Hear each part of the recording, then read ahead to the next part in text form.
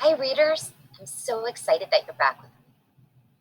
So, I want you to think back to the first time you rode a bike. Think about putting on your helmet, snapping it on. Think about getting on the bike and holding the handlebars. And then you started to ride. And at first, you moved a little and you probably stopped and put your feet right down. And then maybe you started to pedal a little more and whoa, you started to wobble. You might have even fallen over. But you're a first grader that gets right back up and tries again. You got back on your bike. And little by little, slowly, you started smoothing out your bike riding. Well, first graders, reading is an awful lot like that. Today, what I want to teach you is sometimes when you read a book for the very first time, it can be just like bike riding for the first time. Your voice might sound a little bumpy, and it might be a little boring. But fear not, because readers, first grade readers, have another really good reading habit, and we reread to smooth out our voices. Can you watch me and think as I read this book for the very first time?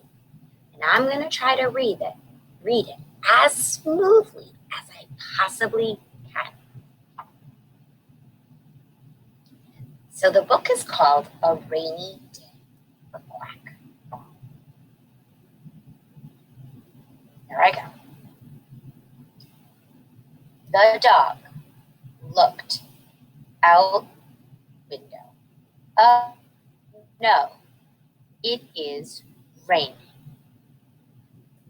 Hang on, readers. I think my reading sounds kind of bumpy and kind of choppy and kind of boring. But I know that I can reread to smooth out my voice. So let me try that again. Here we go. The dog looked out the window. Oh no, it is raining. Was I better that time? A little bit better. I bet I can do it again, smooth out my voice even more, and make my voice match how the characters are feeling. They're looking out the window. They're not happy it's raining. I'm going to try to match my voice to the characters' feelings. I looked out the window. Oh no, it is raining. Much better. Readers, did you see what I did? The first time I read this part of the book, it was kind of bumpy, kind of choppy, kind of boring. But I know that I have a good reading habit to reread and work on smoothing my voice. So the more I reread, the smoother it got. The more I was able to match my characters' voices. Readers, you now know you have a brand new habit that you're not going to be reminded to do, because you could do this all on your own.